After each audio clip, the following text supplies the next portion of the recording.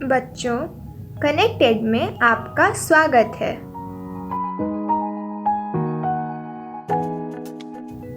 बच्चों, आज हम हड़प्पा सभ्यता के बारे में जानेंगे। पाठ में आप हड़प्पा नगरों की विशेषता, भोजन, रहन सहन, शिल्पकला, कच्चे माल, नगरीय जीवन एवं सभ्यता के अंत आदि के बारे में विस्तार से जानेंगे। तो चलिए शुरू करते हैं।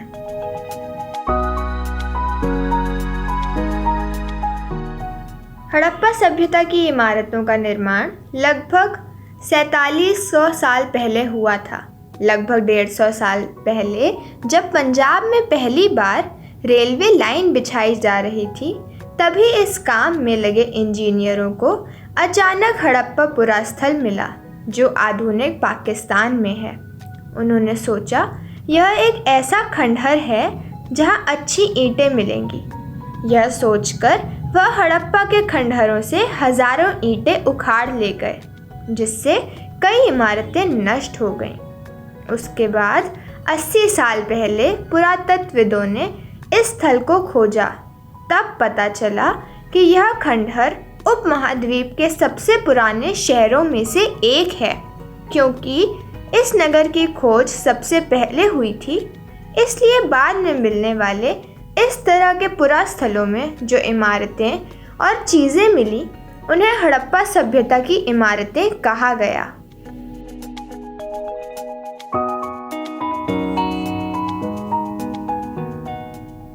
हड़प्पा नगरों का निर्माण बहुत ही सटीक योजना के आधार पर 2 भागों में किया गया था। पहला पश्चिमी, दूसरा पूर्वी। नगर का पश्चिमी भाग छोटा लेकिन ऊंचाई पर स्थित था। इस भाग को नगर दुर्ग कहते थे। इसमें कुछ खास इमारतें बनी थीं। नगर का पूर्वी भाग निचले हिस्से में था, लेकिन बड़ा था। इस भाग को निचला शहर कहते थे। घर और अन्य इमारतें पक्की ईंटों से बनी थीं, ताकि उनकी दीवार सालों तक खड़ी रहे। ईंटों की चिनाई इस प्रकार से की जाती थी कि इमारत मजबूत बनी रहे। नगर दुर्ग में मिले एक बड़े तालाब को पुरातत्वविदों ने महान स्नानागार का नाम दिया है, जो मोहनजोदारो में है। इसका निर्माण भी पक्की ईंटों से किया गया है। इसकी दीवारें और फर्श पर चारकोल की परत चढ़ाई गई है। इसमें उतरने के लिए दोनों तरफ सीढ़ियां बनी हुई हैं। चारों तरफ कमरे हैं और इसे भरने के लिए पानी कुएं से निकाला जाता था। इतिहासकारों का अनुमान है कि यहाँ पर विशेष अवसर पर विशिष्ट नागरिक स्नान किया करते थे। कालीबंगा और लोथल जैसे नगरों में अग्नि कुंड मिले हैं, जहाँ यज्ञ किए जाते होंगे। हड़प्पा, लोथल और मोहनजोदाड़ो जैसे नगरों में बड़े भंडार गृह भी पाए गए हैं।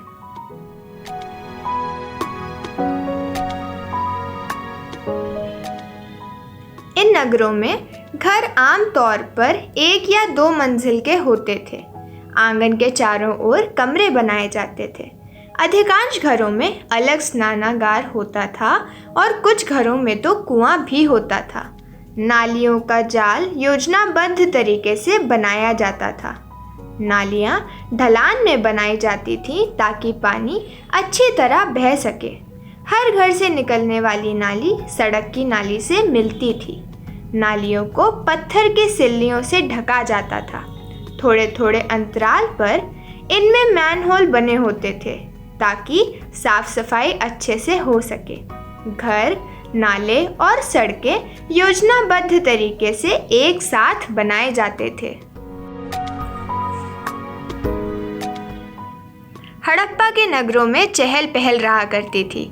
यहाँ के लोग खास इमारतें बनाने के कार्य में जुटे रहते थे। संभवतः ये यहाँ के शासक थे। यह भी संभव है कि यह शासक लोगों को भेजकर दूर दूर से धातु, बहुमूल्य पत्थर और अन्य उपयोगी चीज़ें मंगवाते थे। शायद शासक लोग खूबसूरत मनकों तथा सोने चांदी से बने आभूषणों जैसी कीमती चीज़ों को अपने पास रखते होंगे। नगरों में मुहरों पर लिखने वाले लिपिक भी होते थे। संभवतः वह अन्य चीज़ों पर भी लिखते होंगे जो बच नहीं पाई। नगरों में शिल्पकार स्त्री पुरुष भी रहते थे जो अपने घर या किसी उद्योग स्थल पर तरह तरह की चीज़ें बनाते थे। मिट्टी के खिलौने भी मिले हैं जिससे बच्चे खेला करते होंगे। लोग लंबी यात्राएं भी करते थे और वहां से उपयोगी वस्तुएं लाते थे।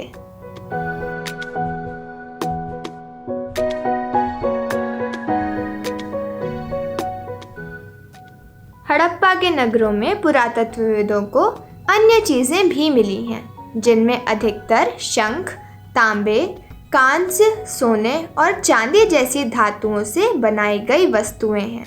तांबे और कांस्य से औजार, हथियार, गहने और बर्तन बनाए जाते थे। सोने और चांदी के भी बर्तन और आभूषण बनाए जाते थे। यहाँ मिली सबसे आकर्षक वस्तुओं में से मनके, बाट और फलक है। हड़प्पा सभ्यता के यह लोग पत्थर की मुहरें बनाते थे। इन आयताकार मुहरों पर सामान्यतः जानवरों के चित्र मिलते हैं। काले रंग से डिज़ाइन किए गए खूबसूरत लाल मिट्टी के बर्तन भी बनाते थे। ऐसा संभव है कि 7000 साल पहले मेहरगढ़ में कपास की खेती होती थी। मोहनजोदड़ो से कपड़े के टुकड़े के अवशेष, चांदी के फूलदान के ढक्कन तथा कुछ अन्य तांबे की वस्तुओं से चिपके हुए मिले हैं। पक्की मिट्टी तथा फ्यांस से बनी तकलियाँ सूत कताई का संकेत देती हैं। हड़प्पा में अधिकांश वस्तु का निर्माण विशेषज्ञों ने किया था। विशेषज्ञ उस व्यक्ति को कहते हैं जो किसी खास चीज़ को बनाने के लिए खास प्रशिक्षण लेते हैं, जैसे पत्थर तराशना, मनके चमकाना, पत्थरों पर पच्चीकारी करना। यह स्पष्ट नहीं हो पाया है कि यह काम सिर्फ पुरुष ही करते थे या महिलाएं भी। शायद दोनों ही इस काम में दक्ष थे।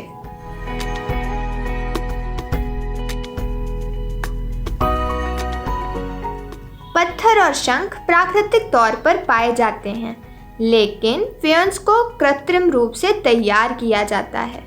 बालू या स्फटिक पत्थरों के चूर्ण को गोंद में मिलाकर उनसे वस्तुएं बनाई जाती थीं। इसके बाद उन वस्तुओं पर एक चिकनी परत चढ़ाई जाती थी।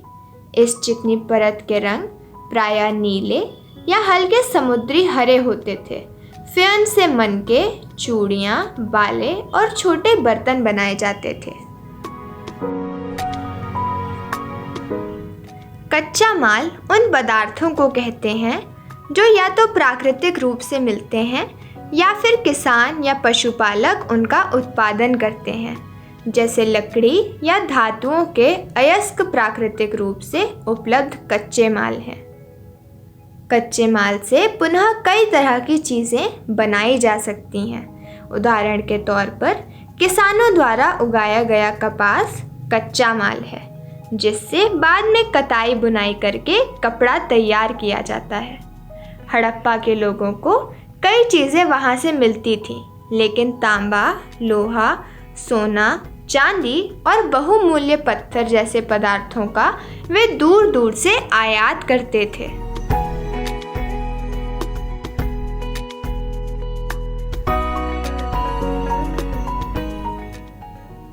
हड़प्पा के लोग तांबे का आयात संभवतः आज के राजस्थान एवं पश्चिम एशियाई देश ओमान से करते थे। टिन का आयात आधुनिक ईरान और अफ़गानिस्तान से किया जाता था।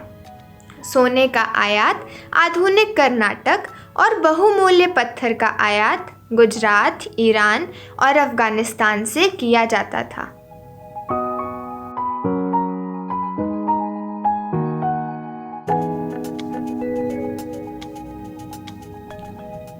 लोग नगरों के अलावा गांव में भी रहते थे।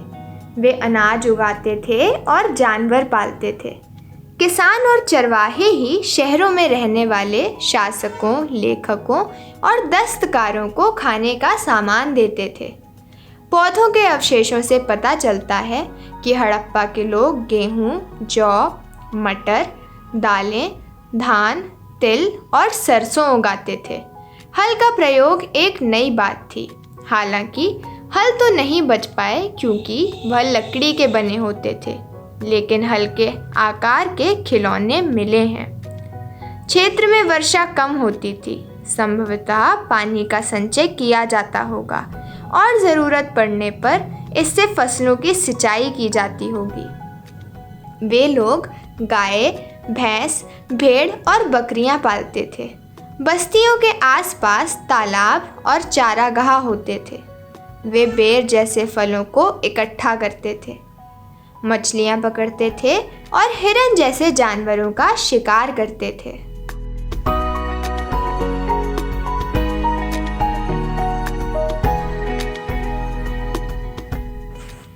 गुजरात में हड़प्पा कालीन नगर का सूक्ष्म निरीक्षण करने पर ज्ञात हुआ है कि कच्छ के इलाके में खदिर बेत के किनारे धौलावीरा नगर बसा था, जहां साफ पानी और उपजाऊ जमीन थी। धौलावीरा नगर को 3 भागों में बांटा गया था। नगर के हर हिस्से के चारों ओर पत्थर की ऊंची ऊंची दीवार बनाई गई थी। अंदर जाने के लिए बड़े बड़े प्रवेश द्वार थे। नगर में खुला मैदान था जहां सार्वजनिक कार्यक्रम आयोजित किए जाते थे। हड़प्पा लिपि में बड़े बड़े अक्षरों से लिखे अभिलेख भी पत्थरों पर मिले हैं। यह एक अनोखा अभिलेख है क्योंकि आमतौर पर हड़प्पा के लेख मुहर जैसी छोटी छोटी वस्तुओं पर पाए जाते हैं। इन अभिलेखों को संभवतः लकड़ी में जड़ा गया था।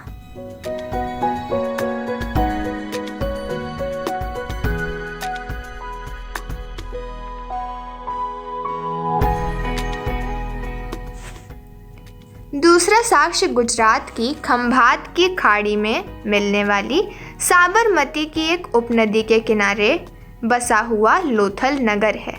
यह कीमती पत्थर जैसे कच्चे माल, शंखों और धातुओं से बनाई गई चीज़ों का महत्वपूर्ण केंद्र था। इस नगर में एक भंडार गृह भी पाया गया है जिसमें कई मुहरें और मुद्रांकन या मुहरबंदी गीली मिट्टी पर दबाने से बनी उनकी छाप मिली है। यहाँ मिली एक इमारत में संभवतः मनके बनने का काम होता था। पत्थर के टुकड़े, अध बने मनके बनाने वाले उपकरण और तैयार मनके भी यहाँ मिले हैं।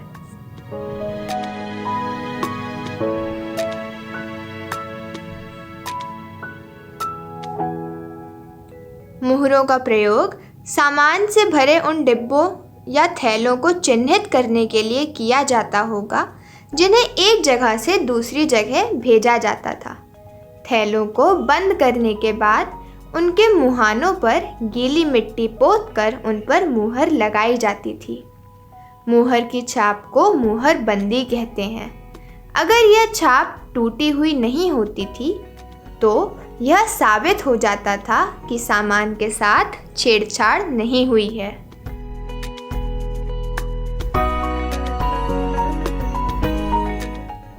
लगभग 3900 साल पहले अचानक लोगों ने इन नगरों को छोड़ दिया। लेखन, मुहर और बाटों का प्रयोग बंद हो गया। दूर दूर से कच्चे माल का आयात काफ़ी कम हो गया। मोहनजोदड़ो में सड़कों के किनारे कचरे के ढेर लगने लगे। जल निकास प्रणाली नष्ट हो गई और सड़कों पर झुग्गी नुमा घर बनने लगे। हालांकि यह सब क्यों हुआ इसका कारण स्पष्ट नहीं है, परंतु कुछ विद्वानों का कहना है कि नदियाँ सूख गई थीं। अन्य का कहना है कि जंगलों का विनाश हो गया था और ईंटें पकने के लिए ईंधन की ज़रूरत पड़ती थी। इसके अलावा घास के मैदान समाप्त हो गए थे। कुछ इलाकों में बाढ़ आ गई थी, परंतु इससे यह स्पष्ट नहीं होता कि अन्य सभी नगरों का अंत कैसे हो गया। परिवर्तन का असर बिल्कुल साफ दिखता है। आधुनिक पाकिस्तान के सिंध और पंजाब की बस्तियां उजड़ गई थीं। कई लोग पूर्व और दक्षिण के इलाकों में नई और छोटी बस्तियों में जाकर बस गए। इसके लगभग 1400 साल बाद नए नगरों का विकास हुआ।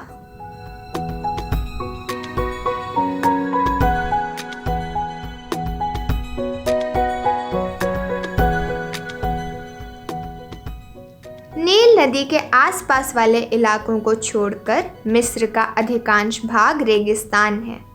लगभग 5000 साल पहले मिस्र में शासन करने वाले राजाओं ने सोना, चांदी, हाथी दांत, लकड़ी और हीरे जवाहरात लाने के लिए अपनी सेनाएं दूर दूर तक भेजी। इन्होंने बड़े बड़े मकबरे बनवाए जिन्हें पिरामिड के नाम से जाना जाता है।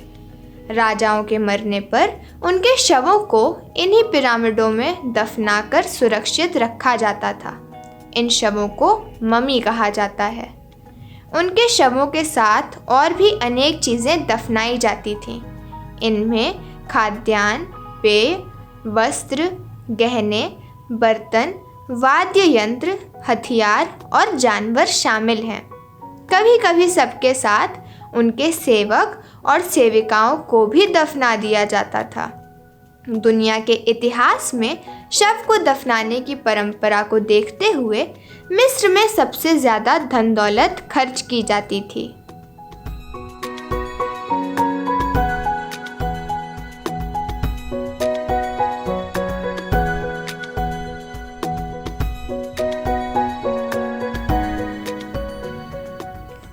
बच्चों, इसी के साथ यह पाठ समाप्त हुआ। अब हम इस पाठ के प्रश्न उत्तर करेंगे। प्रश्न 1, हड़प्पा नगरों का निर्माण लगभग कितने वर्ष पहले हुआ था? प्रश्न 2, हड़प्पा वासी सोने का आयात कहाँ से करते थे? प्रश्न 3, हड़प्पा में नगरों को कितने भागों में विभाजित किया गया था? प्रश्न 4, बड़े बड़े भंडार गृह कहाँ मिले हैं? प्रश्न 5, नगरों में घर कितनी मंजिलों के होते थे? प्रश्न 6, विद्वानों के अनुसार सभ्यता का अंत क्यों हुआ था?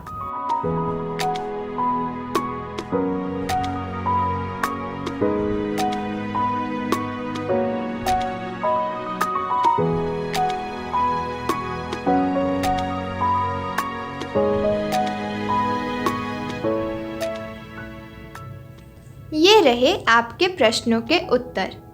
उत्तर 1, हड़प्पा नगरों का निर्माण लगभग 4700 साल पहले हुआ था।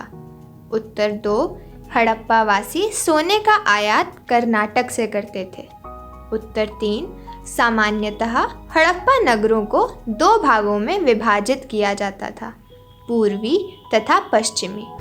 उत्तर 4, हड़प्पा, मोहनजोदड़ो और लोथल जैसे कुछ नगरों में बड़े बड़े भंडार गृह मिले हैं। उत्तर 5, नगरों में अधिकतर घर 2 मंजिले होते थे। उत्तर 6, दूर दूर से कच्चे माल का आयात काफ़ी कम हो गया, नदियाँ सूख गई थीं। कई लोगों का कहना है कि जंगलों का विनाश हो गया था और ईंटें पकाने के लिए ईंधन की ज़रूरत पड़ती थी। इसके अलावा घास के मैदान समाप्त हो गए थे। कुछ इलाकों में बाढ़ आ गई, इसीलिए सभ्यता का अंत हो गया।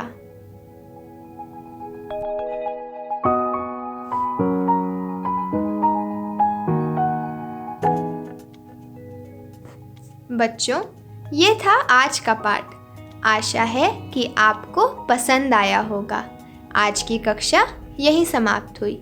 कल मिलेंगे एक नए पाठ के साथ। धन्यवाद।